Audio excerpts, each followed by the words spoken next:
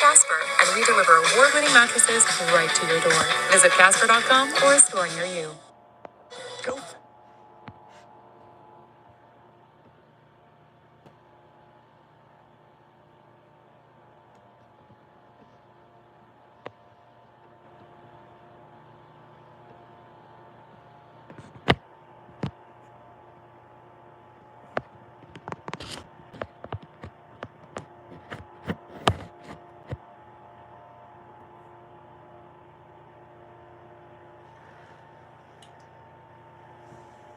Alright.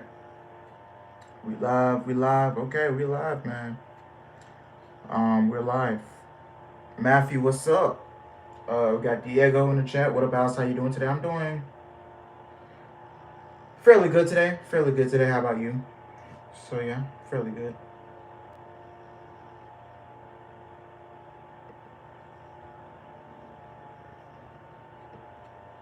So yeah.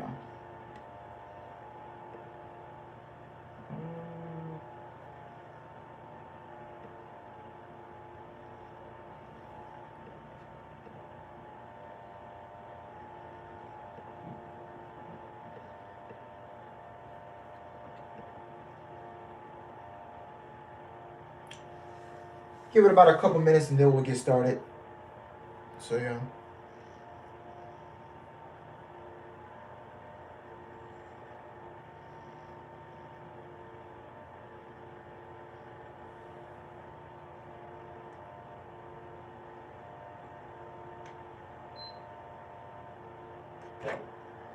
What about? Hope you're having a good night. I am Adam. Thank you. Same to you.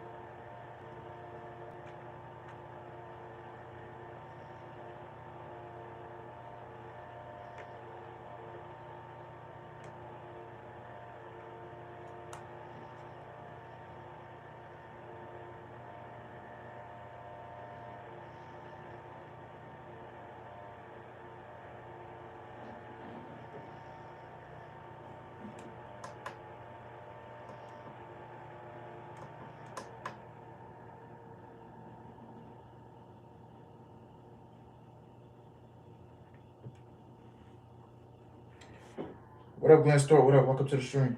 How you doing?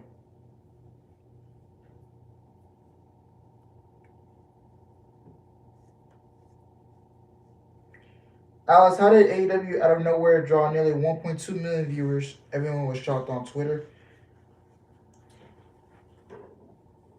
I don't know, honestly. It's probably because those two semifinal matches I know was booked yesterday. So, the two semifinal matches and then Punk being gone in the Elite, maybe that played into a factor. The ratings have been up lately since CM Punk is gone. The ratings have been up a little bit ever since CM Punk was gone. Because I guarantee you, if CM Punk was there, I don't think it would have gotten over 1 million. I don't think so. And also, you got to think about it too. Would there be more drama, or is that why people are tuning in, or are people actually tuning in for the wrestling product?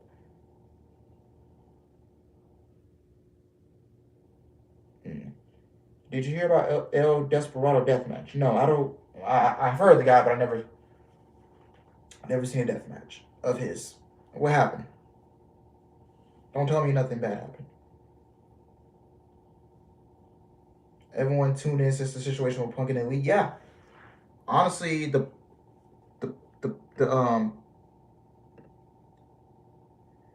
honestly, the product has gotten a little better. Ever since Punk is gone, the Elite is gone, everything is just calmed and relaxed. So yeah. And that's that CM Punk and the Elite effect being gone. And Punk's gonna be gone for so much longer. I don't know how long the Elite will be gone. Are you going to talk about the Roman Reigns title reign in the future? Yes. That's actually going to be the first topic. What's the score right now? I'm assuming Chiefs and Chargers. I don't have the game. I don't think anybody can watch the game unless you have Amazon Prime, which is very fucking stupid. Because why would you take the game off of free television just to put it on a streaming service where people got to pay to watch it? Don't get it. NFL, bro, y'all be folding, man. Some of these people be folding for bread. I guess you have to see the match for yourself. I recommend I'll send you the match on Twitter. All right. I'll check it out after I'm done streaming. So, yeah. Give it about 5 more minutes and then we'll get started. So, yeah.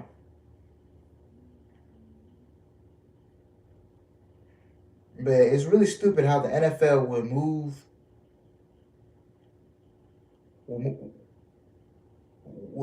the Thursday night football games off. Why would you take it off the NFL Network and Fox? And why did you move it to a streaming service? Well, people would have to go and pay. Well, how much is Amazon Prime per month? $10-15. I don't know why they took it away. They put it on a goddamn streaming service. What? And that's like the worst move the NFL has ever. That's one of the worst moves the NFL has ever made. Is taking Thursday Night Football and moving it to Amazon Prime. That is totally fucked up. Like, seriously. Did you stop watching Impact? No, I just don't cover it because the shows are pre-taped. And I usually watch Impact after the show goes off the air, and then I watch it when I'm about to go to sleep. So yeah, I don't cover Impact unless they do pay-per-view specials and all that. We're gonna be covering Victory Road next Friday. So yeah, we'll be covering Victory Road next Friday. We'll be covering Bound for Glory. They got a show coming up in November called Overdrive, so we'll cover that. I mean, we covered Emergence, we covered Slammiversary, we covered every Impact special, we cover every Impact review. But the weekly television shows, no thank you. I don't cover that. I just don't cover it. Now, if I had a bigger audience, then yeah, maybe my mind would change and I would come on here and cover it. But I really don't want to watch it when it's live. When it's on Access TV, I don't want to watch it. I just rather watch it on YouTube, commercial free. Boom. It's not that hard. Yeah. I get everyone excited, but it's all about trends. We need to see if they keep the momentum going into October because it could be just a hot. Yeah. I mean, NFL season's back in full effect. Yeah. No. They're on Turner. So the NBA will be back on TBS, TNT. Then MLB playoffs is coming back next month. So yeah. MLB playoffs will be back next month. NHL is starting back up on TNT, TBS. So yeah. Did you hear Mike Bailey is going to face Delirious? Yes. Is Delirious a good wrestler?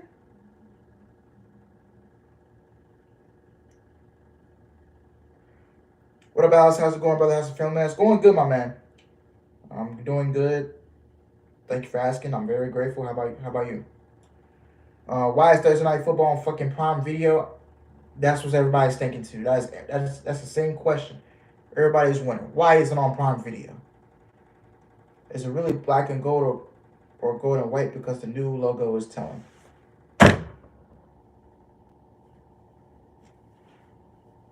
I gotta get rid of this PS4. Hold up. So yeah. It really doesn't make sense to move it to Amazon Prime.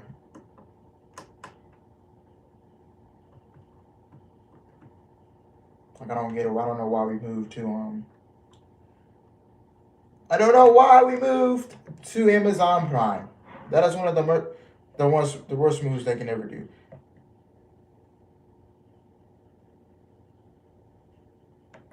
So yeah. Ever since Punk and Elite have been out, AEW seems to have gotten their mojo back. Yeah.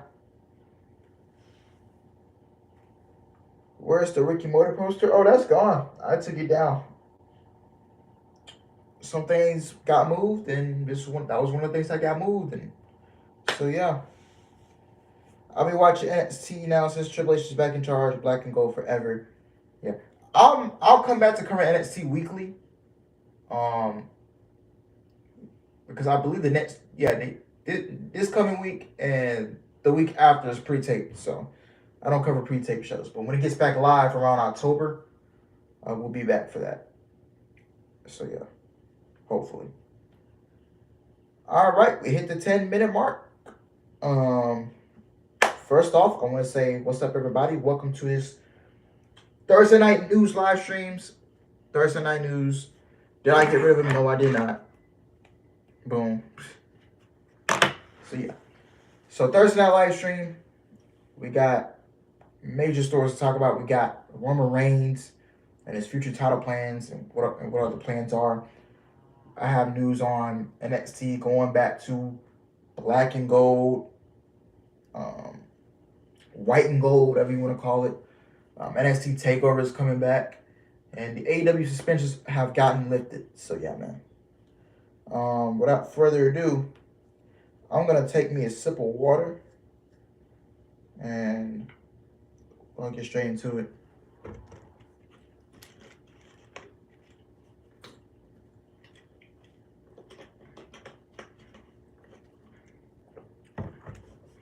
Welcome to the Alex Show, ladies and gentlemen. It's a great show, trust me. Yeah. Here we go. Roman Reigns. First topic of discussion. Roman Reigns. This tweet is coming from Russell Votes, and it came out Tuesday morning, early Tuesday morning, around 7:50 in the morning, man. Goddamn. All right.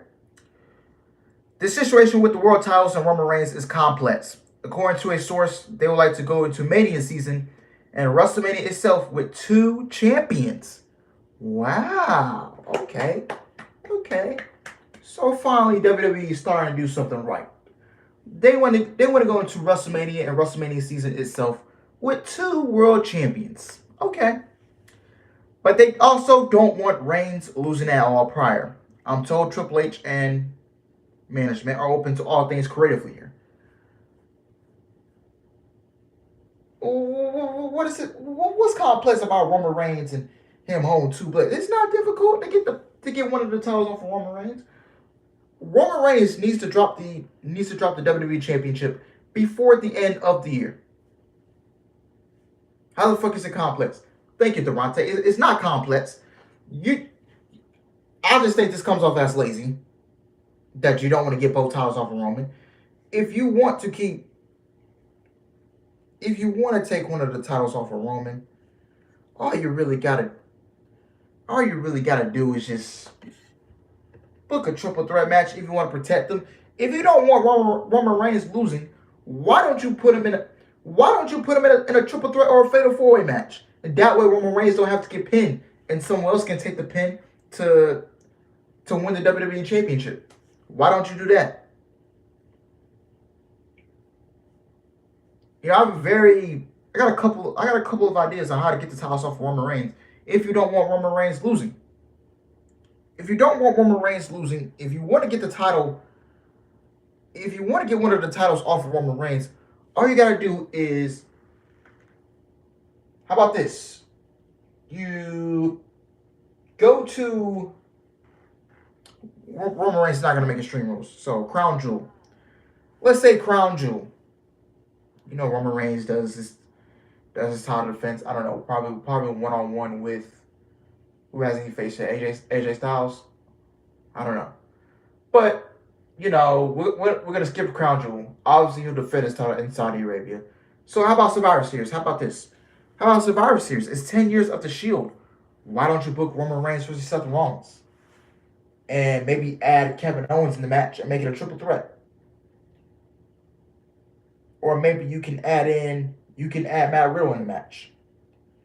Make it a fatal 4-way, so it can be Roman Reigns, Kevin Owens, Seth Rollins, and Matt Riddle in a fatal 4-way for the WWE Championship. And Seth Rollins can pin Matt Riddle. And that's how Seth Rollins wins the WWE Championship and takes it back to Monday Night Raw. It's not hard. Just book a triple threat match. Seth Rollins pins the other opponent. Roman can be protected. Yes, exactly. Like, what is so difficult about this? Have him defend the title at Survivor Series. You do Roman Reigns versus Seth Rollins versus Matt Riddle versus Kevin Owens in a fatal 4-way. If you don't want to put Owens in the match, okay, just do Rollins, Riddle, and Reigns. Simple.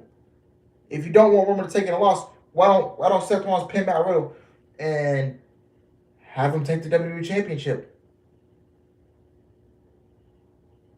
Or better yet, why don't Kevin Owens challenge Austin Theory for the Money in the Bank briefcase? Whether we get it out of Extreme Rules or what, have him challenge for the Money in the Bank briefcase. Have Kevin Owens beat Austin Theory for the Money in the Bank briefcase. He gets the briefcase.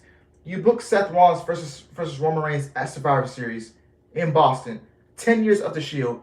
Kevin Owens swoops in, cashes in on Seth Rollins, and wins the WWE Championship.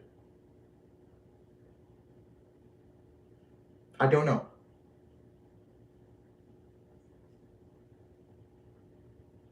Because Kevin Owens been bragging about winning a match with Roman Reigns, and that I think the story here is him getting back with Sami Zayn, and they team up to go up against the Usos.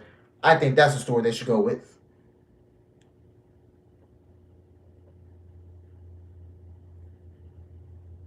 If you're gonna do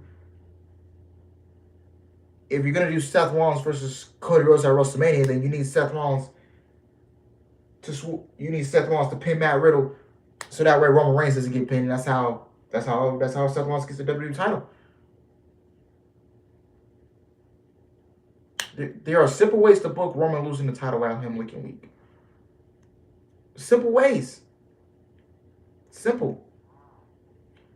Did I hear about the MJF beef with Sheamus and Tori? Yes, ASF. I'm trying to stay on topic. I don't want to get off topic and lose track. So yeah. That's all you gotta do. If you're gonna do Roman and Rock at WrestleMania, you don't need a championship for that. You do not need a championship to do Roman versus Rock at WrestleMania. Because now you give away the predictability of the match. We all know Rock is not going to be Roman for the championship. Because The Rock is not going to be... You think The Rock is going to be able to commit to a full-time schedule? Showing up on weekly television and all that stuff? No. He can't do that. The Rock versus Roman Reigns for a championship would not have make sense. It wouldn't make sense.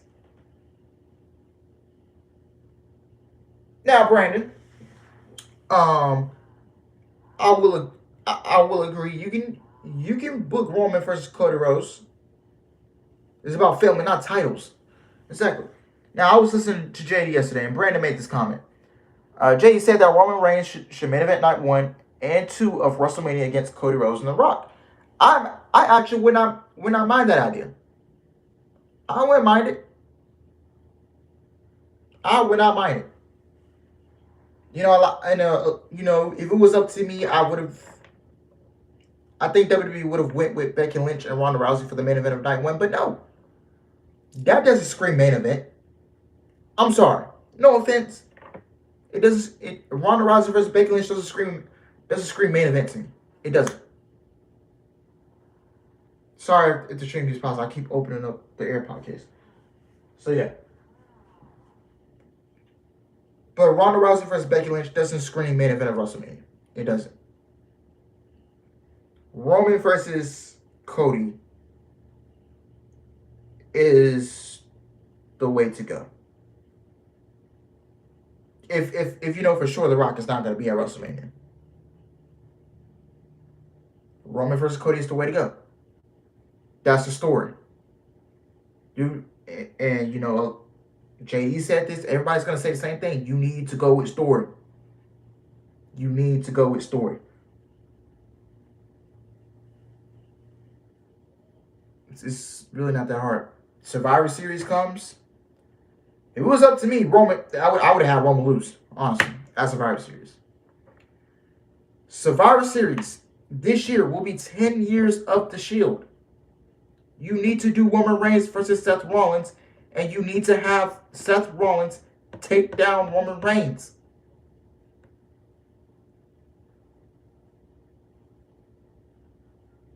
Simple. You need to have Seth Rollins take down Roman Reigns. And Roman Reigns has never beaten Seth Rollins clean. He has never beating Seth Rollins clean.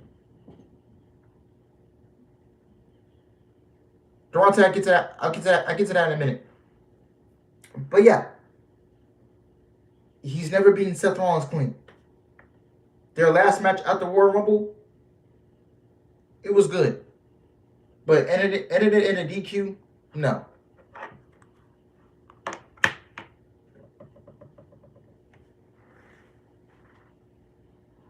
If The Rock is not going to be at WrestleMania, then you need to go do Roman and Cody.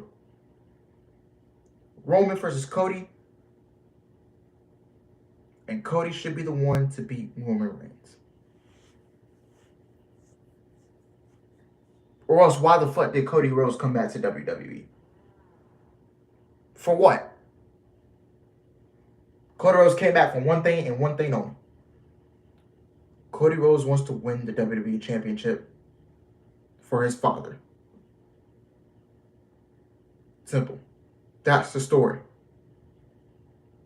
Cody versus Roman is the story. That's the way to go. That's the plan. Or either Cody versus Roman or Cody versus Seth Rollins for the WWE Championship, and Seth Rollins walks in as WWE Champion. That's the story. You need to go with story.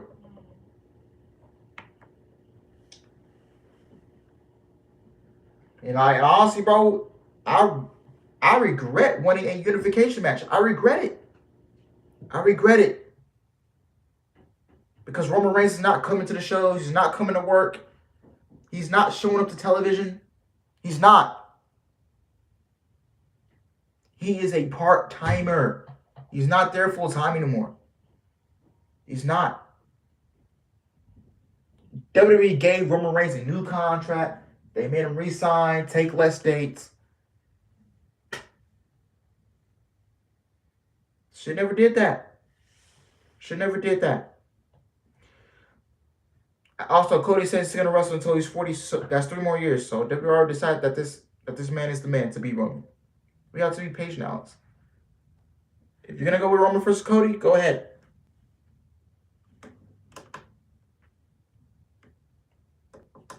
So yeah, that's the story. Oh, I hate this one. So yeah.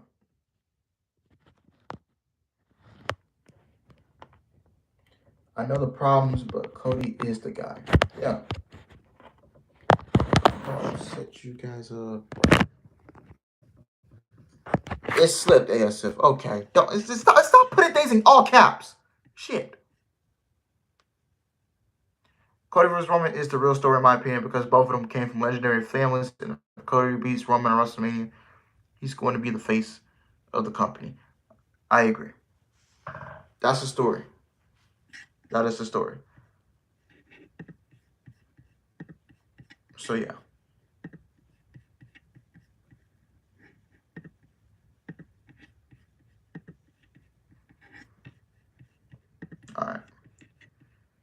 All right, let's move on to the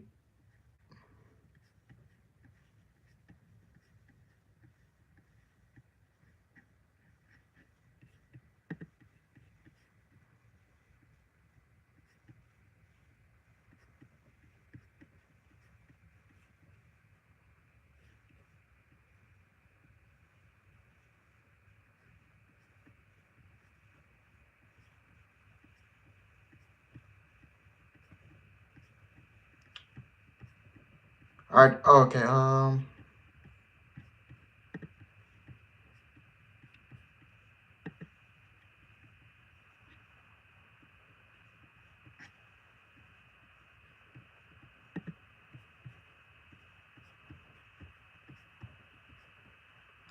one question. What if Biggie comes back at the Rumble? Doesn't that make him the automatic favorite? It could.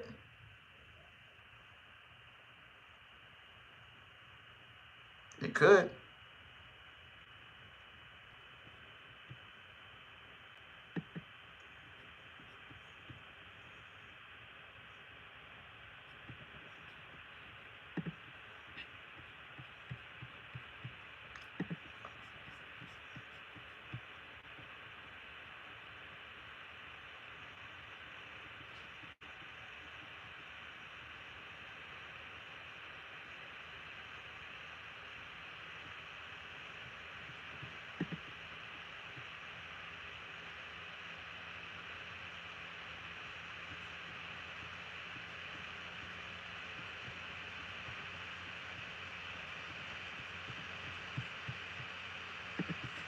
All right, we're gonna get into the next topic in about a little bit. So yeah.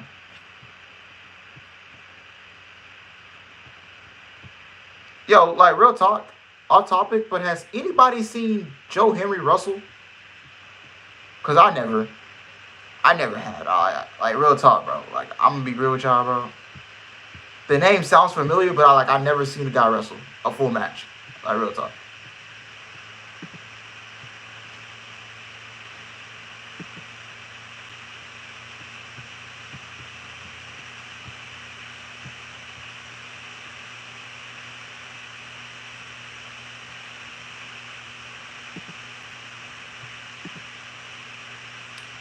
Joe Henry, yeah. Okay, is the guy good? Like seriously, he's a one in a lifetime talent. Okay, okay. All right, moving on, man. We got I'm gonna talk about these AEW suspensions that got lifted.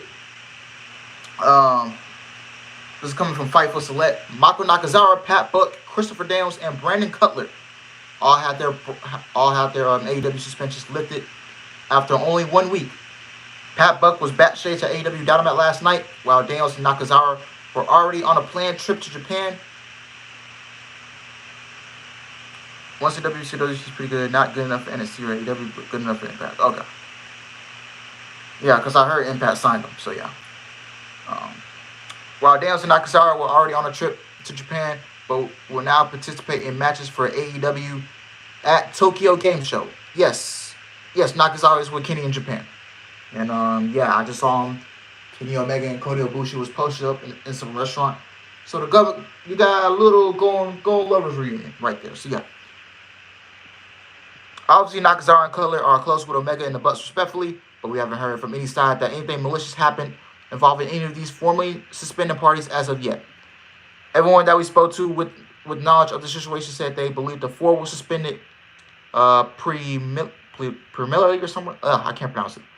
And for precautionary reasons until the situation became more squared away.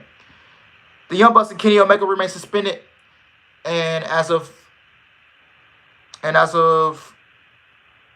this week, there was no timetable on a return.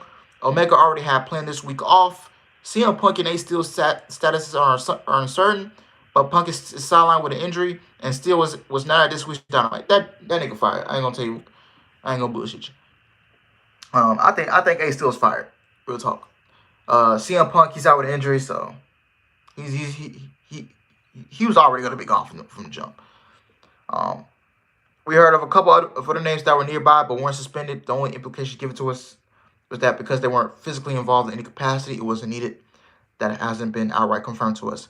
AEW has not officially confirmed the suspensions publicly or to the media. Tomorrow, Fightful Select will have a huge report of all we've heard to this point, including updated accounts from those close involved. So, Mako Nakazawa, Pat Buck, Christopher Daniels, and Brandon Cutler have all been they all got their suspensions lifted, so they're no longer suspended. They're back with the company. Nakazawa and Daniels are in Japan, along with Kenny Omega. But are probably at home with their children, with their wives. So yeah. And AEW Dynamite, man, they pulled in they almost pulled in 1.2 million in the ratings yesterday. This guys, this is without CM Punk and the Elite. Do you know how the show feels without those guys? Let's be real. Do you miss those guys? No. I don't miss CM Punk. I don't miss the Elite on TV. I don't miss them one damn bit. The show has got the last two Dynamites, the last 2 weeks. The last 2 weeks have been good.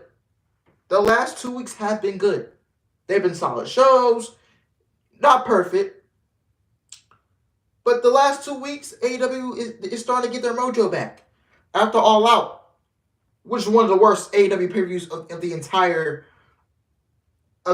year and the entire 3 years of the company.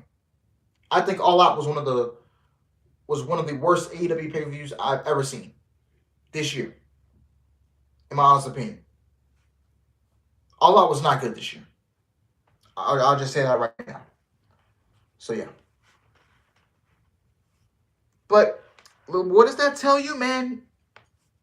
The ratings are going up, and they have boosted ever since CM Punk in the Elite have been gone for the last 2 weeks. If they can keep this up, like I'm saying, if you can keep this up till October, November, December, if you can keep this up, I don't think you need CM Punk anymore. You know, Alex, what do you do? Do you fire CM Punk or do you keep him around? I think Tony Khan is going to keep him around.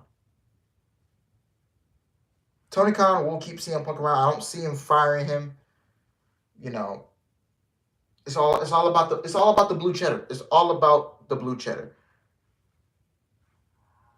If it was up to me, and if the ratings kept going up and going up and going up without CM Punk, I'm getting rid of his ass. Like, real talk. I'm getting rid of his ass. Or I'm giving him a part-time deal. Hey, you just come in here and put over young talent. That's just me. You can't assault your coworkers. That's true.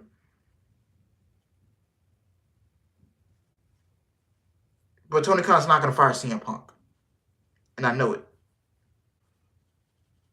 And then the Elite send out fillers to WWE, Kenny Omega and the Young Bucks, interested in WWE when their contracts are up. They're probably thinking, motherfucker, Tony. You know what this... No. This company will not exist without us. This company will not exist without our help. Don't fuck with us. Because if you fuck with us... Excuse me. Because if you fuck with us, we're going to be out of here. And we're going to the other side. So quit fucking with us. You think it's cool and all to be buddy and this with all that? No. You keep fucking with me and I'm out of here.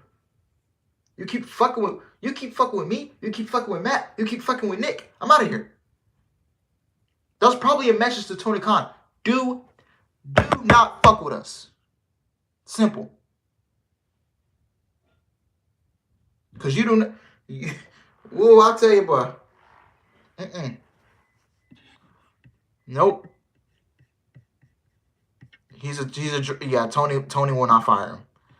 Tony Khan will not get rid of CM Punk. I'm going to tell you this right now. He won't. Now, this coming Wednesday, AEW is getting ready for their biggest show of the year. Their biggest Dynamite episode of the year. Arthur Ashe Stadium, I believe. 15,000 fans will be there. It's their biggest show. It's their biggest Dynamite show of the year. Seriously, this is their biggest Dynamite show of the entire year.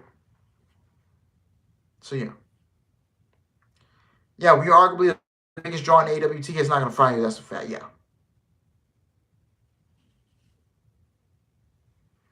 But Kenny Omega and the Young Bucks are probably sending the message to Tony Khan.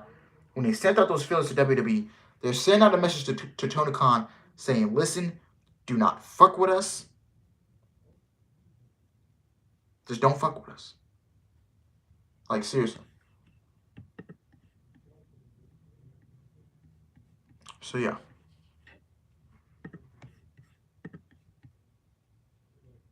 But AEW drew in almost 1.2 in the ratings, and this is without... Guys, this is without Kenny Omega, the Young Bucks.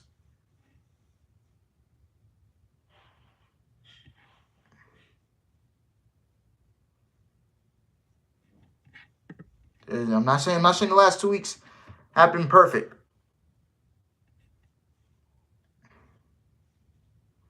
CM Punk is not bringing much of an honest like he's claiming to be.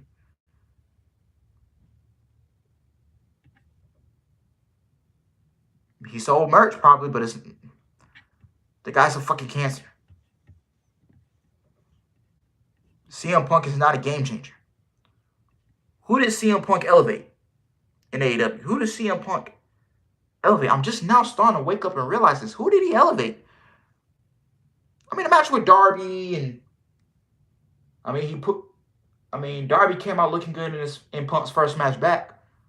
And then, of course, the feud with MJF, and that's really it. But who did CM Punk elevate in AEW? Really? We already knew Darby and MJF. We already knew these guys was was gonna make it to the top. We already knew it.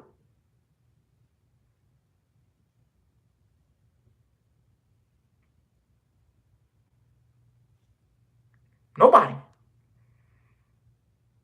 So we sitting here thinking, man, did CM Punk really elevate anybody in AEW? I don't think so. I don't think so. You know, he's just there, sold merch.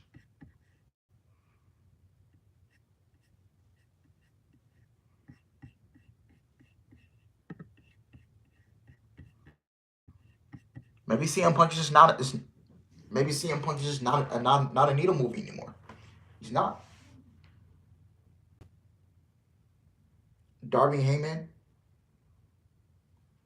Yeah, you can say that. That's really it. Darby and Heyman. That's really it. The feud Punk had with MJF turned MJF into an official main eventer. Yeah, that's really it. I mean, Darby Allin, MJF. Who else? Heyman. That's really it. That's really it, man. AEW will be fine without the Elite and CM Punk.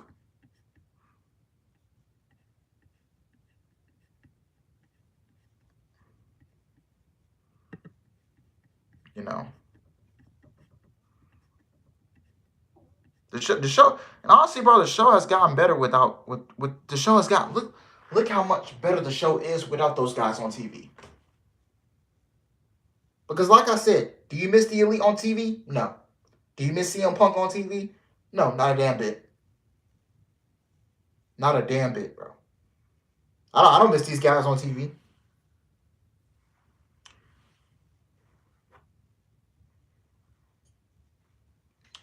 But there are some things that I have criticized about the AEW product.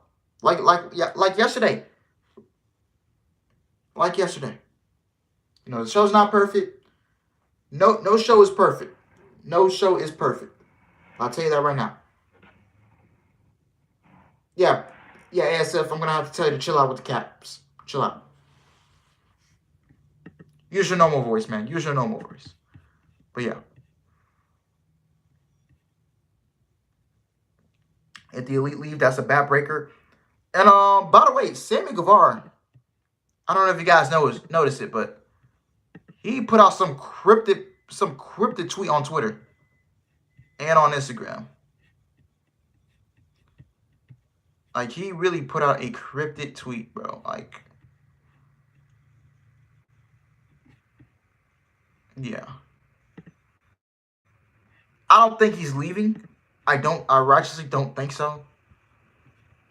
Unless it was if it's a legit source coming out saying something, then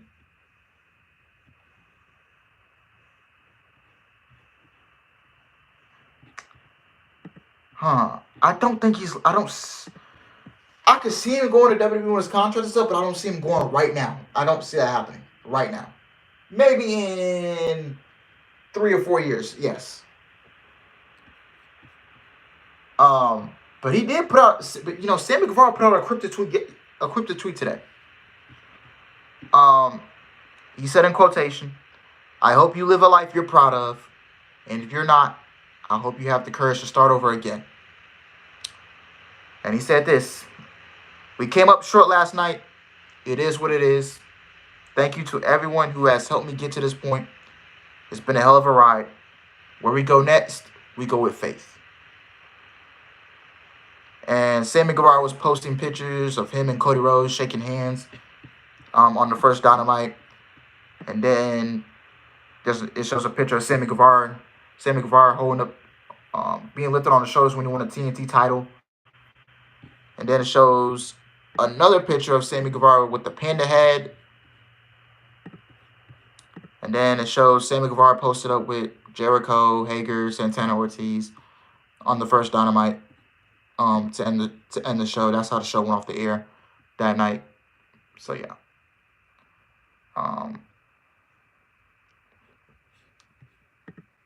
I mean, I don't think, I don't hate Sammy. Sammy's a great performer. Don't get me wrong, he's a hell of a talent. But it's just they should have never put him and Ty together on TV. They never should have put the on-screen thing together. Then he was forced to go heel, and yeah. And then all the shit that happened with him and Eddie Kingston, I know that's all over. So yeah.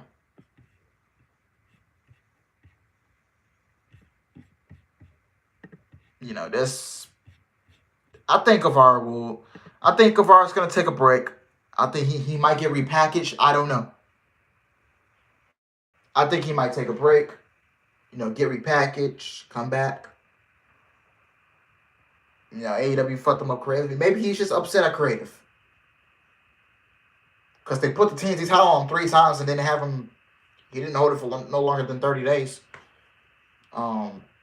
They took it off him very quick. And he was playing hot potato with Cody Rhodes and Scorpio Sky. That probably pissed him off creatively, and he was frustrated. He might be frustrated with his booking. I don't know. He probably is. And I won't be surprised. Taking the TNT title off of him and having a hot potato with. And then he gets shitted on by the fans online by him breaking off his engagement with his ex-fiancée, Pam.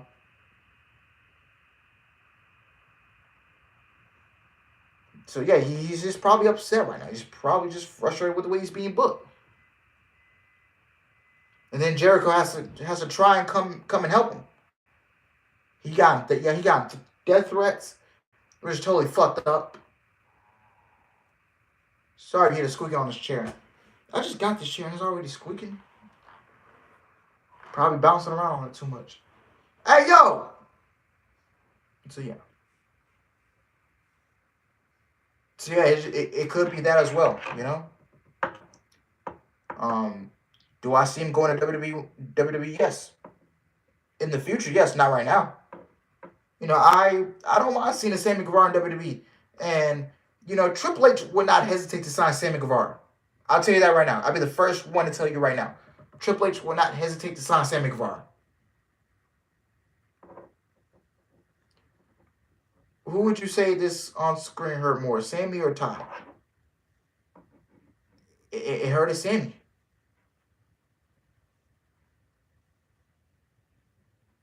Ty Conti's a valet.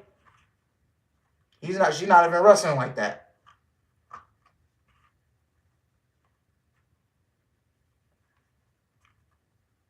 No, I'm not. This ain't me, man. I'm not hating on their marriage or nothing like that. They happy. But it's just so fucked up how people does not have a fucking life, and they go on social media, and they just completely eat this man alive.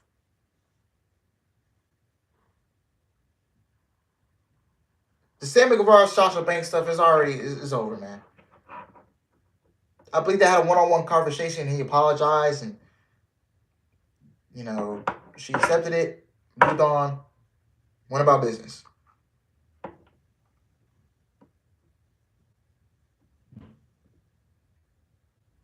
Okay, that was young. And man, Sammy Guevara was a young age when he said that, man.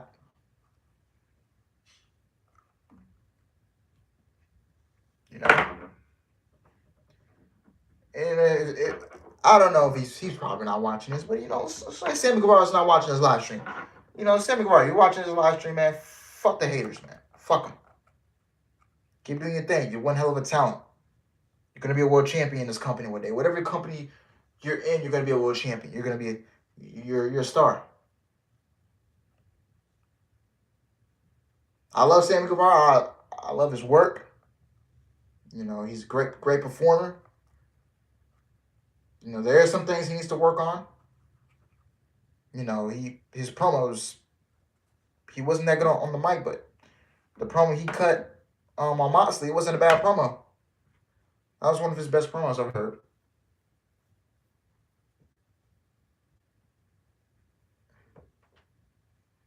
Triple H won his signing Sammy Guevara and Ty Conti. I think Sammy will be. I think he will sign Sammy first, and then he can sign Ty later. You know, I understand working in the same company with your wife, which is a significant other, but yeah.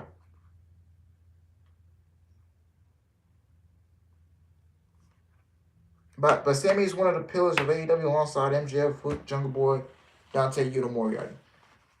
You know, I can honestly see Sammy being the first pillar to go to WWE. Him and MJF will be if there's any pillars going to WWE when the contract is up, it's going to be Sammy and MJF. Those are the guys that could potentially jump ship to WWE when their contracts are up. So yeah. But other than that, man, let's move on. I wish Sammy nothing but the best. I want to see the guy succeed. No, I understand.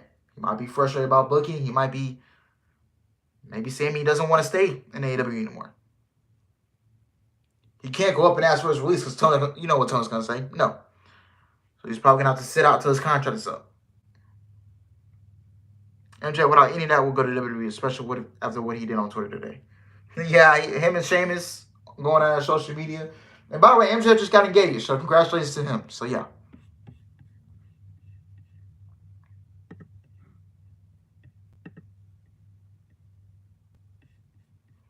MJF and Sammy in WWE would be epic, bro. Yeah, like I said, I can see this happening.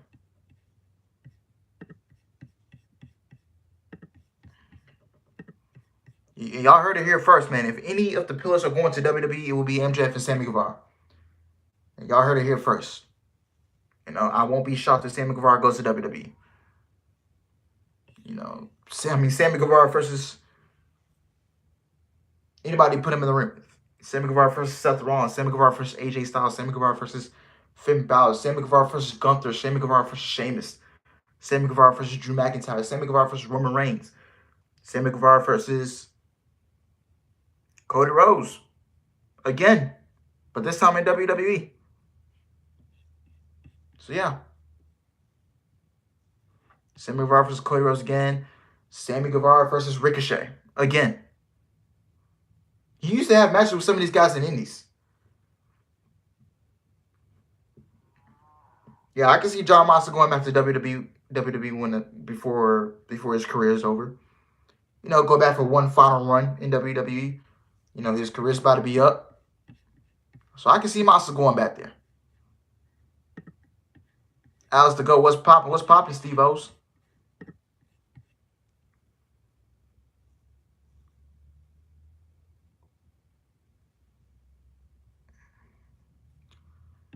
Yeah, man.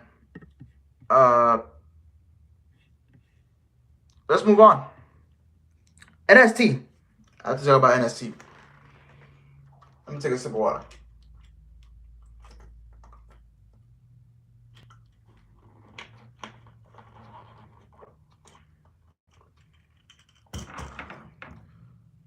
Oh, NXT, man. NXT is going back to black and gold. Shawn Michaels narrated the end on Tuesday with,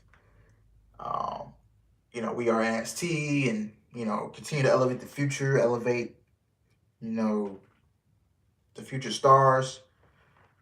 NXT going back to black and gold.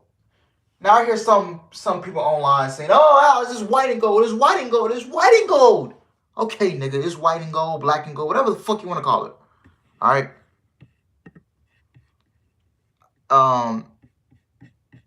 Black and yeah, white. Let's go with white and gold. I wonder what the new NXT arena looks like because I was somewhat like the recent arena. It reminded me of Lucha Underground. Yeah. It's going to be interesting to see. The next 2 weeks are taped. So, yeah, man. NXT is going back to black and gold. And I have some news on NXT Takeover. NXT teased the return of black and gold. And with that, Takeover shows are set to return as well. As we knew, the shift to NXT 2.0 was a move put forth by the WWE regime at the time, Triple H, We haven't learned exactly to what degree this will be changing, but takeover shows are on the horizon. Specifically, we've been told that Halloween Havoc will be a WWE Premium Live event, currently scheduled internally for October 22nd. Many of the NXT specials over the last year ended up happening on television. Both of the Halloween Havoc shows so far under the WWE brand have been on weekly television as opposed to Premium Live events. So the last 2-3 years it's been on USA Network. So yeah.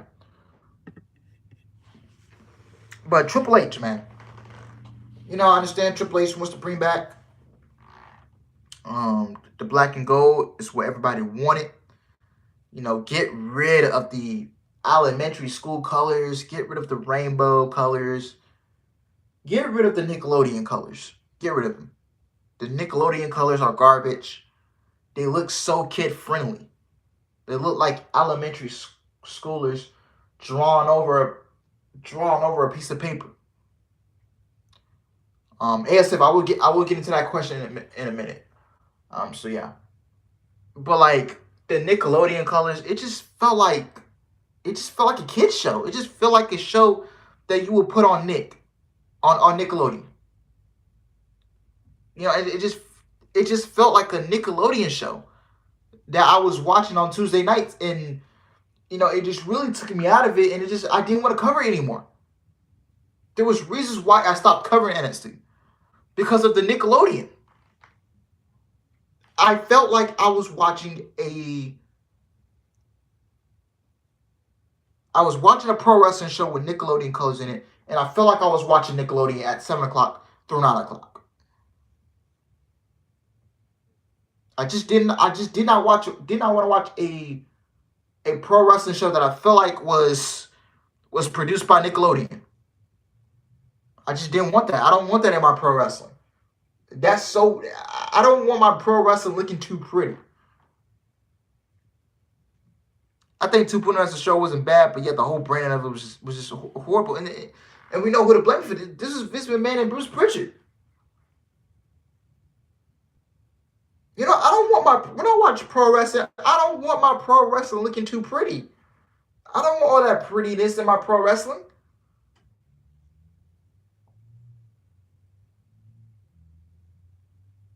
Now, with Black and Gold coming back, what does this mean for the talent? Is some of the talent still going to be on the show that's on the? Yeah, it just felt like you were watching SpongeBob and pro wrestling on Tuesday nights. It just felt like you were watching Rugrats or the Fairy Odd Parents. I just feel like I was watching a kids show in pro wrestling on a Tuesday night, and I just didn't like it.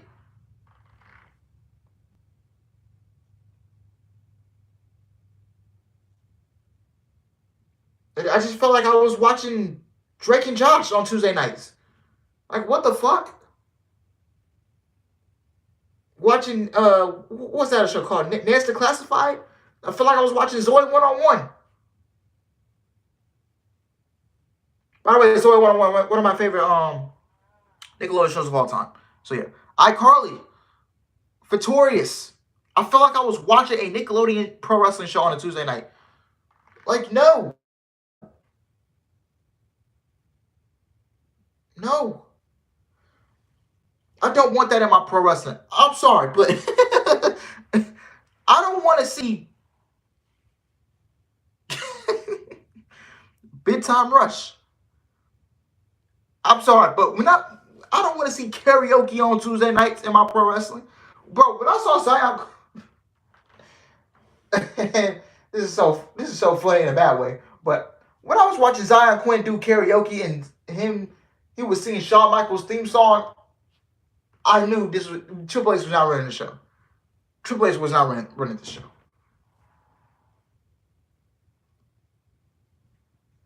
The Ricky Motorsports is taken down. I took it down. Stuff got changed. So yeah.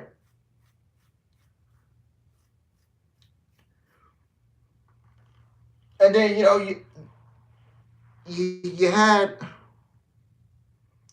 I feel like I was watching Degrassi on Tuesday nights. Don't get me wrong. Toxic attraction, beautiful women, but now you started seeing women coming out with, their ass all out and their tits, and like this is not pro wrestling.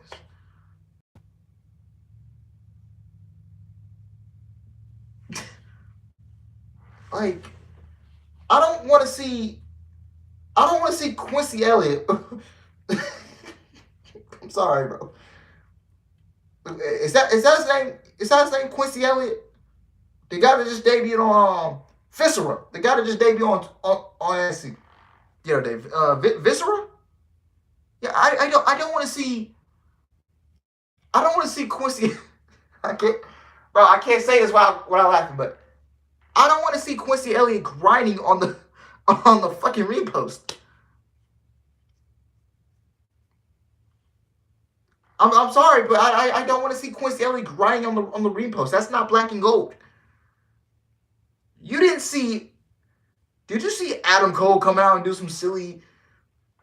I mean, the guy was charismatic, but you didn't see Adam Cole out there doing this type of shit. You didn't see Malachi Black going out there doing this kind of shit. You didn't see Andrade, Finn Balor, Johnny Gargano, Tommaso Ciampa, the Street Profits. You didn't see none of this. You know the show is not ran by Vince McMahon. The show is not ran by Triple H. When you see Quincy Elliott grinding on the repost, Shayna didn't do it. Dakota, Rhea, Bianca. Bro, I literally just watched a nigga grind on the repost Tuesday night. I didn't see Keith Lee doing that shit. Adam Cole just screams, Adam Cole, baby. Adam Cole comes out. The ring announcer introduced Adam Cole. And then he does this. And then the fans chant, baby. And then Adam Cole walked down to the ring. He do his little pose. Boom. He gets in the ring. He does this. Adam Cole, baby. Yeah.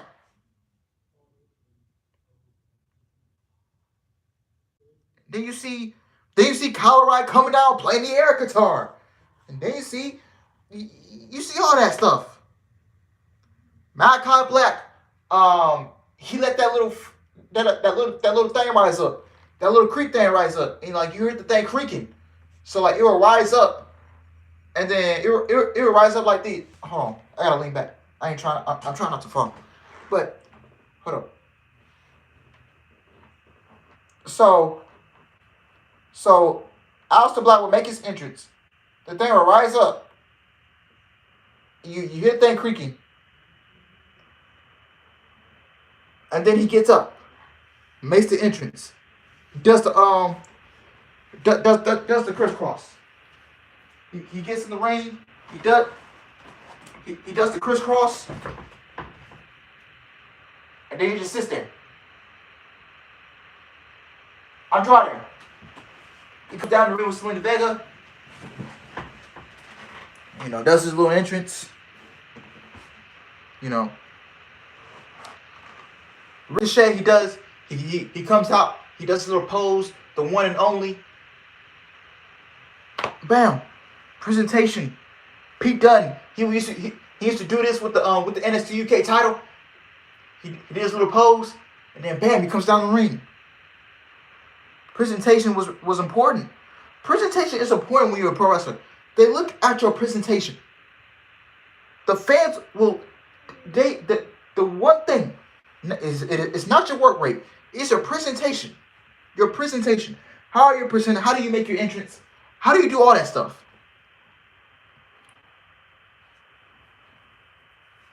You got Walter, Marcel, Fabian. Fabian Eichner. They will come out.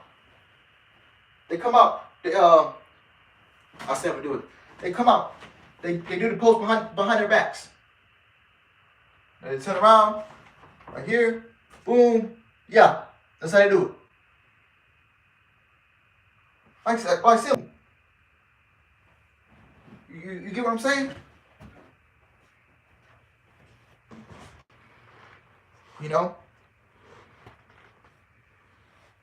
You had Dakota Kai. You had her come out.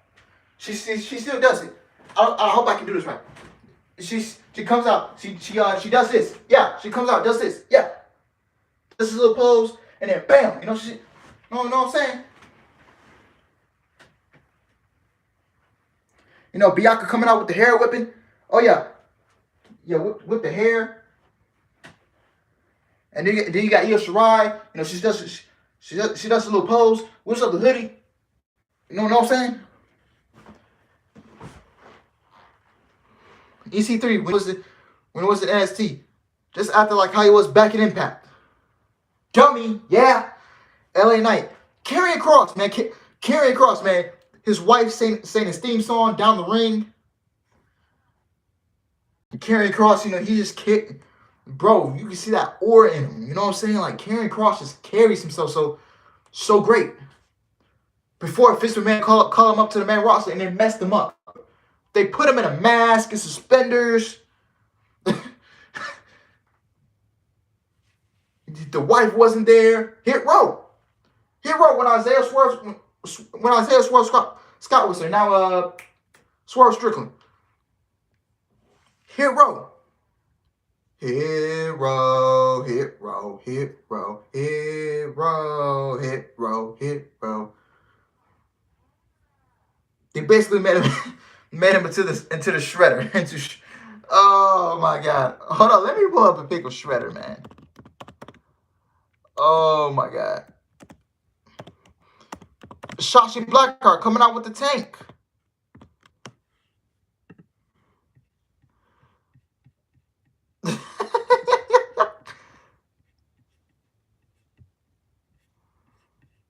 Shotzi Blackheart coming out with the tank.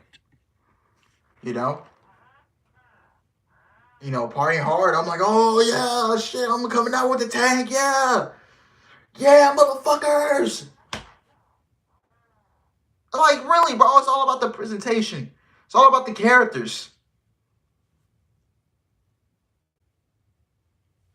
The matches, the shows they were putting on, the story, the stories. Look at Adam Cole and Johnny Gargano. Look at Adam Cole, the whole Undisputed Era. Anybody put Adam Cole in the ring with, Adam Cole was giving you a banger. Same thing with Aleister Black. Same thing with Johnny Gargano. Johnny Gargano and Tommaso Ciampa gave you one of the best WWE storylines, WWE rivalries in the past 25 years. Keith Lee. The same guy that pounced Adam Cole 3 rows back at Full Sail University.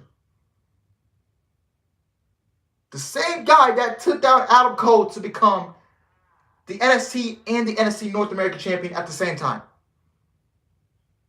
The same person that gave you a 5-star match with Downright Dijakovic at NXT Takeover Portland.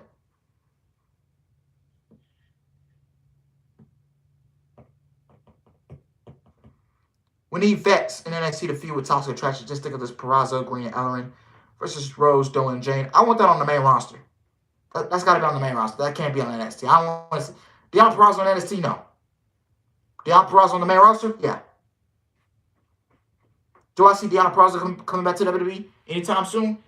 Not right now, but maybe in the next 3 to 4 years when the contract is up. Deonna Purrazzo is the #1 female pro wrestler in this industry. Yes, I said it. Deonna Purrazzo is the #1 female pro wrestler in this entire industry. If somebody can clip this, somebody can put it all over Twitter, I don't care. Deonna Purrazzo is the #1 female performer in this industry. Now, I know some of y'all's going to say, what about Sasha? What about Becky? What about... Yeah. I know a lot of people are going to say Sasha, Bayley.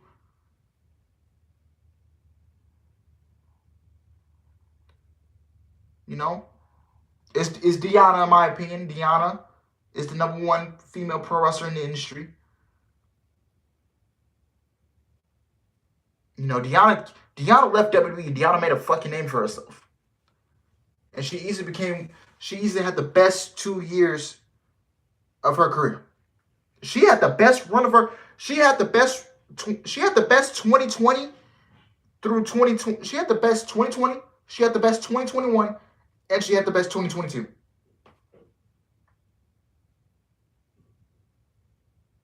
She had the best. I mean, Deanna Pross is a Hall of Famer. I'll tell you that right now. I say Roxy's number one. I feel Roxy. Roxy she's top 10 in my.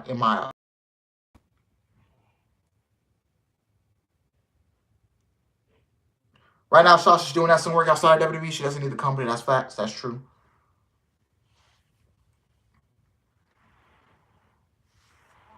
So yeah, you can argue Bianca. Yeah, Bianca. I believe Bianca has been the number one female pro wrestler for over 2 years. Over 2 years. You can walk up to me and say, "Oh, Sasha Banks is the number one female pro wrestler in the industry." I wouldn't disagree with you. You can walk up to me and say Sasha Banks is number one. You can walk up to me and say Becky Lynch is number one. You can walk up to me and say Bayley's number one. You can walk up to me and say Io Shirai is number one. I wouldn't disagree with you. We all got different opinions. You know, some people will say Io's the number one. Sasha's the number one. Bayley's the number one. Becky's the number one. Jordynne Grace is the number one. Jordynne Grace is a top. Let me tell you something, bro. Jordynne Grace is a top 3 girl in the industry.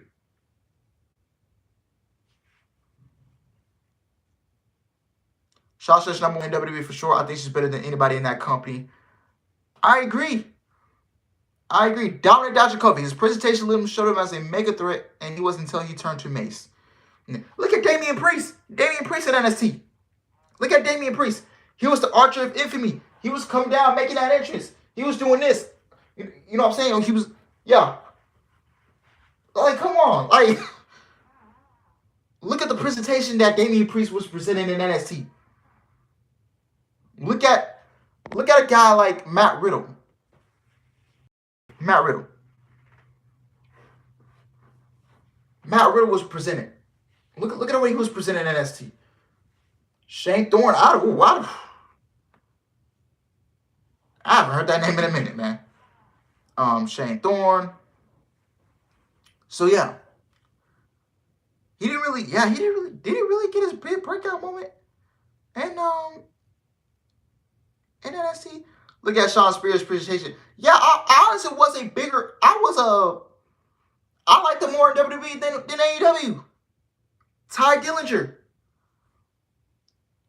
One of the most over guys on the roster back in the day. And then what happened? Vince McMahon ruined it.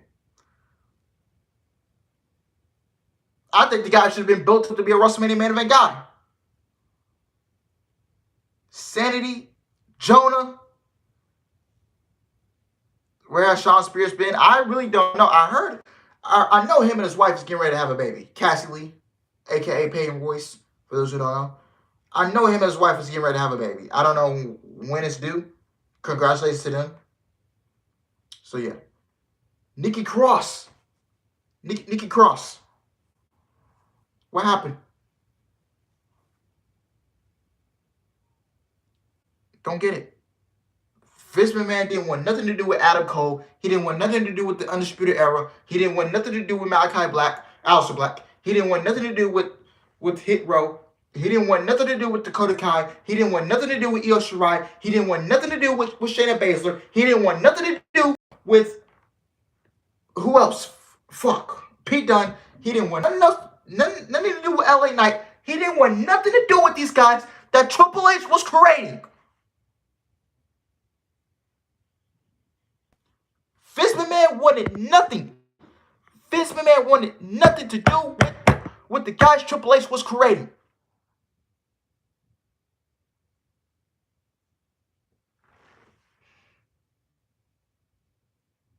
He didn't want nothing to do with Io Shirai. He didn't want nothing to do with Dakota Kai. He didn't want nothing to do with Ember Moon. He didn't want nothing to do with Toni Storm.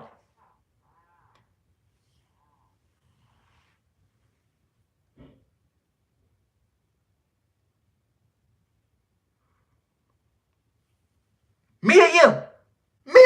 How can I forget about Mia Yim?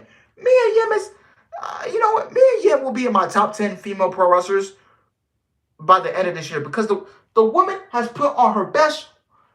She's been doing the best work of her career down there in Impact. Look at the match she put on with Deonna Purrazzo. Look at the match she put on with Jordynne Grace.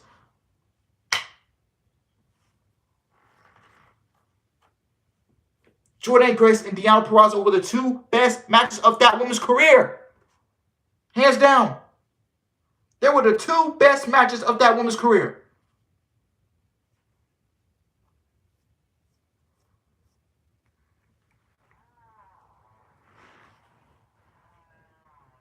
And now she's going to go challenge Mike Bailey for the X Division Championship. Raquel Gonzalez was literally a monster. Then you put her on the fucking main roster. You have this woman come out. Hi, my name is Raquel. Oh my God. I'm so glad to be here. Oh my God. Vince didn't want nothing to do with Ruby Soho either. Now look what Tony Khan is doing to Ruby Soho. Look what Tony Khan is doing to Athena. Look what Tony Khan is doing to Toni Storm. Who's going to face Speedball? Probably me and you. I mean, me and you in that division, you can take my fucking money, man.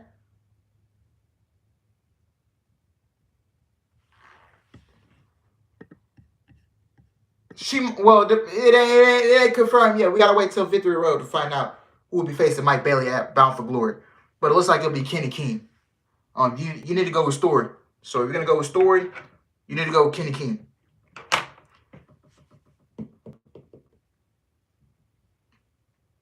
Triple H needs to sign Alex Hammerstone, Nick Aldis, Moose, KM. Who is KM? Stephon Wolf, High-End, Rachel Rose. Rachel Rose, she's a very good wrestler. She's beautiful. All that, man. Rachel Rose got everything you want in a female pro wrestler. Rachel Rose, man. Rachel Rose deserves to be on a major platform. She deserves to be with a top wrestling promotion. I wish someone would pick her up. Hopefully an Impact. Maybe WWE takes a look at Rachel Rose. If I'm Triple H, I'll take a look at Rachel Rose and bring her into the company. Thunder Rosa. Who knows? Thunder Rosa might want to go to WWE when her contract is up. Look at the way she's been treated in AEW. Look at the way she's been booked. Look at the way Tony Khan buried her.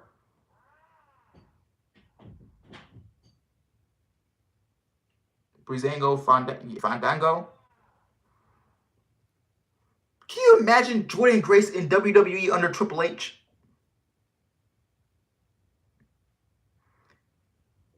I mean, I believe Jordynne Grace is better than 99% of the WWE Women's Division. So, yeah. Chelsea Green.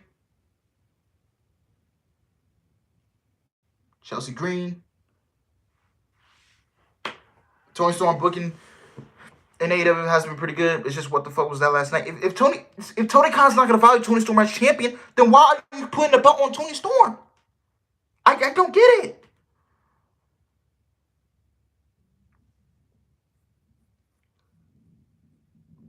But if Black and Gold, if NXT Black and Gold is going to come back, you need to put in the work. It's going to take passion.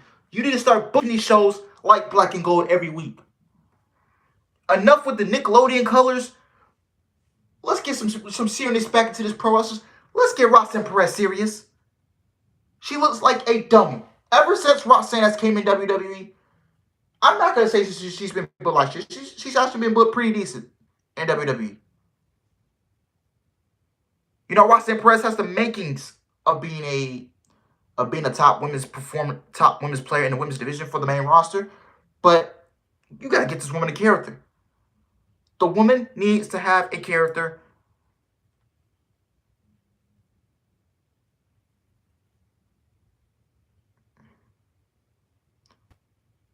KM was an Impact, and he was famous for Don't Call Me a Liar, and he teamed with Fall Out for a while. Oh, okay. Vince didn't want...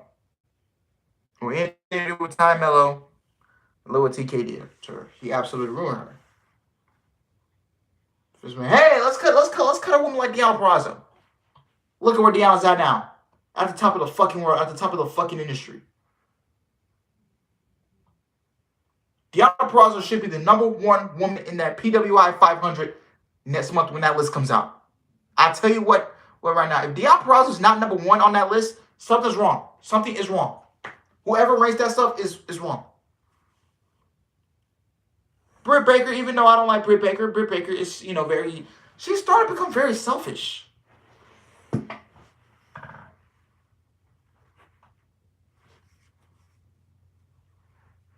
So yeah. NXT would have Grace takes that place.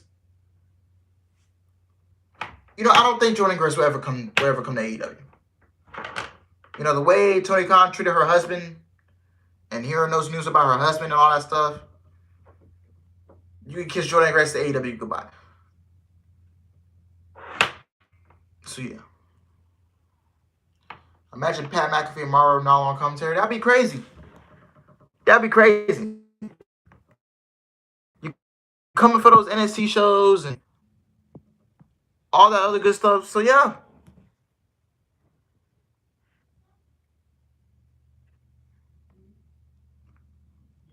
Imagine Chris Daniels, Frank Kazarian, Scorpio Sky. If Grace took number 1, I wouldn't be mad. Bianca should be number 1. Grace should be number 2.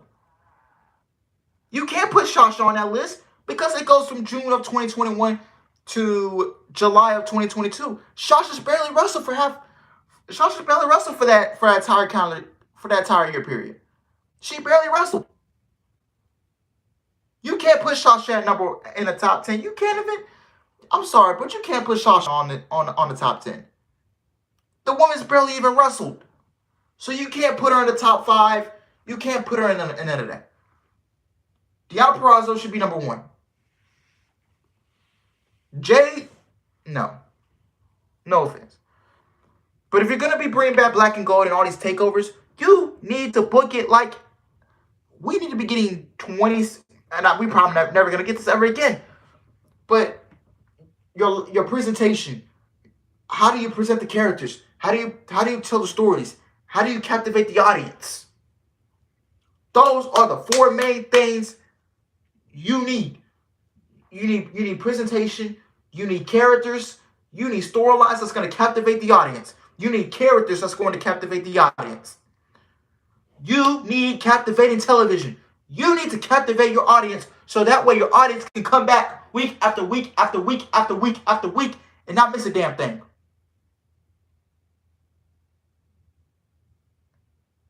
You have to be able to captivate your audience in order for fans to give a fuck about your product, to give a fuck about the talent, to give a fuck about the storylines. You have to captivate your audience. And if you don't do that, your ratings won't go up. People won't care about the talent because of the way you've been booking them. They won't. Takeovers. If you're gonna go all out on takeover, you need to put your best storylines, put your best performers on the card. Put the captivating storylines on the card.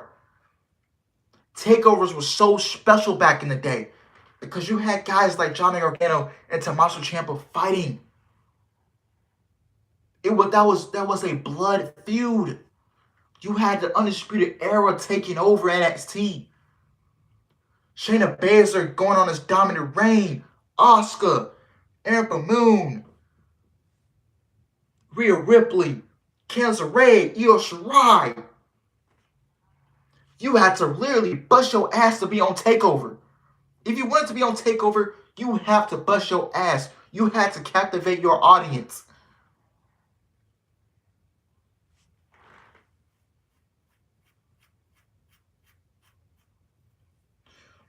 And plus, those takeovers can't be in front of 300 people. You need to be in a big arena.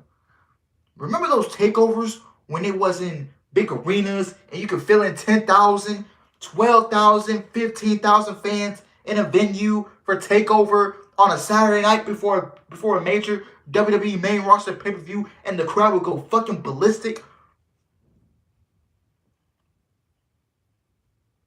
NXT, Black and Gold, back in 2016, 17, 18, 19, they were for 4 fucking years. They were giving you the best goddamn pro wrestling product in North America. You could not wait to come home on Tuesday or Wednesday nights. You could not wait to come home. You could not wait to come home from work, school, basketball practice, football practice, and watch NXT at 1 hour. You just could not wait to tune into the WWE Network at 1 hour to watch NXT. You just could not wait because you were captivated. You just couldn't wait because you were captivated. The characters captivated you. The storylines captivated you. The matches they were producing every goddamn week, every goddamn takeover. Tag team wrestling was the thing. Tag team wrestling was bread and butter back in NXT. Triple H showed you how tag team wrestling should be on WWE, on NXT. The main roster, they failed to do that. Triple H showed you how women's wrestling should be in WWE. But Vince McMahon, Bruce Prichard didn't want to take it.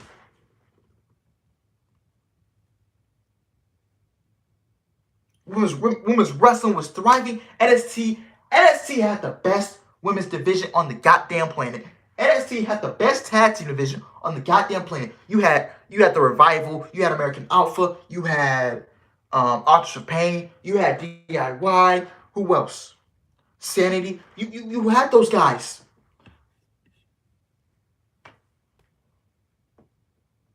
Championships meant something.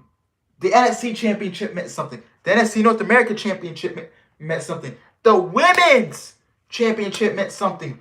The NXT Tag Team titles meant something.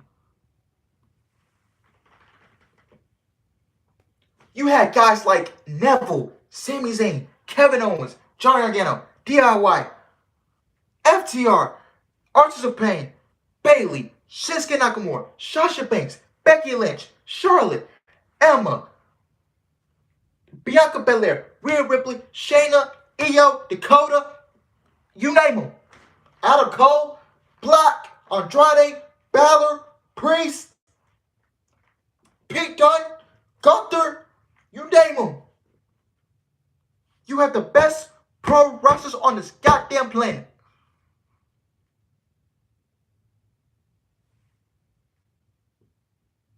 Long-term booking. You have long-term booking imported. Johnny Gargano and Tommaso Ciampa was a 3-year storyline. Undisputed Era was together for 4 years. Pete Dunne and Walter was on top of the UK scene for 3 years. 2-3 years.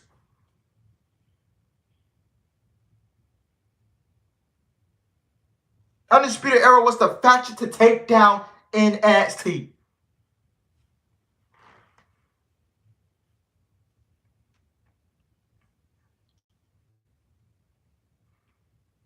And COVID hit, fucked everything up. Vince McMahon came in and killed the best thing in North America. It was the best thing in North America. NXT was the best damn thing going on in North America.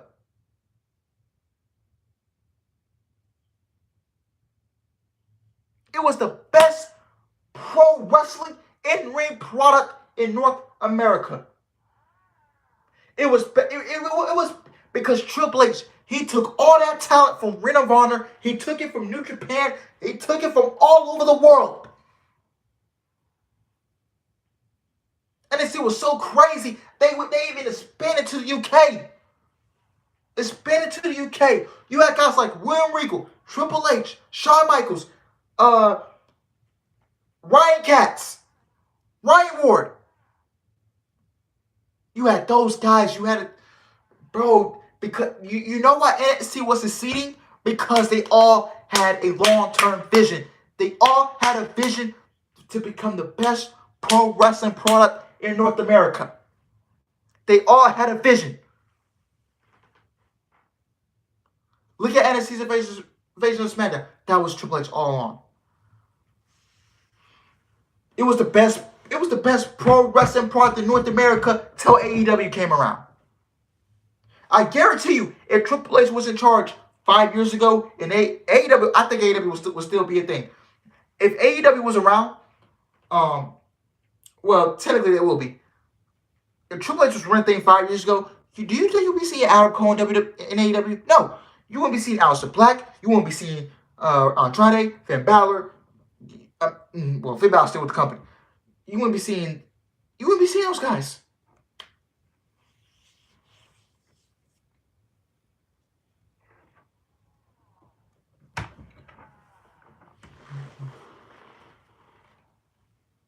All I'm saying is, bro, if you're gonna bring back Black and Gold, you need to put passion into these shows.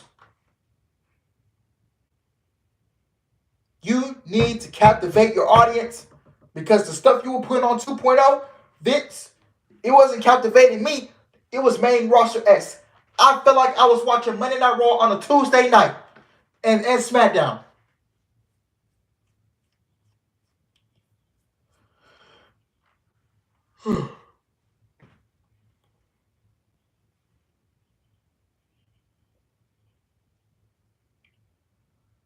Whew. How y'all enjoyed that rant, man? How y'all enjoyed that rant on Black and Gold?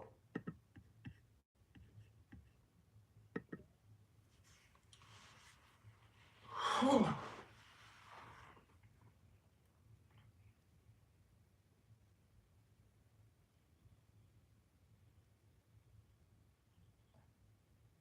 All I'm saying is, bro, if you're gonna bring back Black and Gold, if you're gonna bring back Takeover,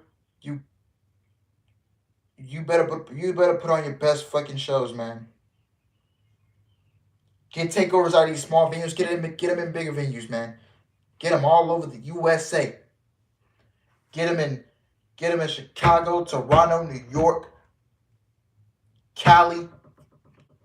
Get them back in those big cities. Work your way up towards getting back in those big cities. That audience is coming back. And NXT drew its highest viewership in a year. I believe they drew 740,000 viewers. That was their highest rating in a year.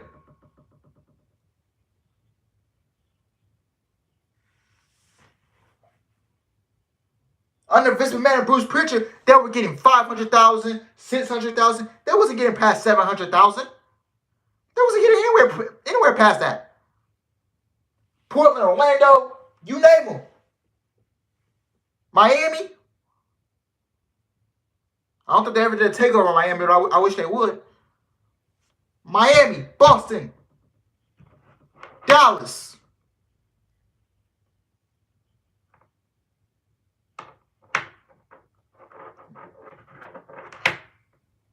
NXT was the best goddamn thing.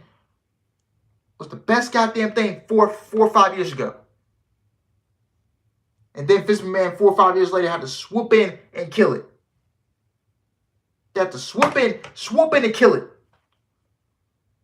Kill it. Vince McMahon was riding down.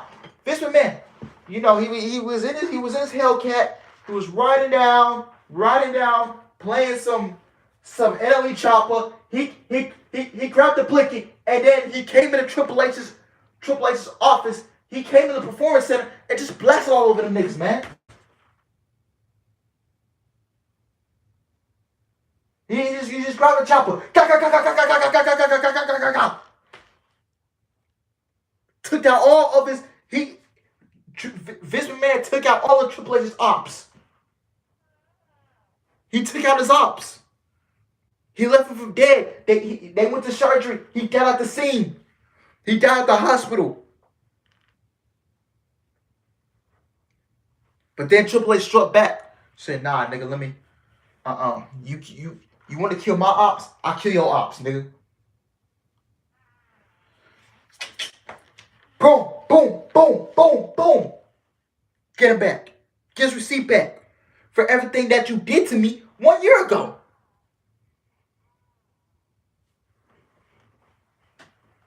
And then Triple H got his Maybach and he drove off.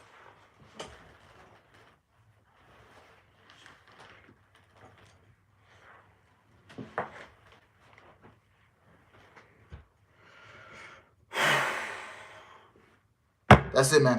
That's all I gotta say. I'm done. I am done. One hell of a clip, man. I remember Johnny Gargano versus Adam Cole in NXT Takeover New York. One hell of a match, man. I'm done. I'm done.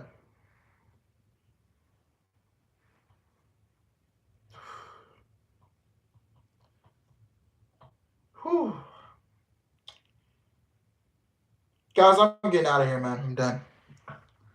I'm done. I hope y'all enjoyed the rant. Thank you to everybody who watched the news video, who came up, who showed up on this Thursday night. Did about 177 views in total. So yeah, man, thank you guys for watching. I hope you guys enjoyed it. Please like, comment, and subscribe. And I'll see you guys tomorrow for SmackDown, man. I'll see you guys tomorrow for SmackDown. I love y'all. Take care. I'm out.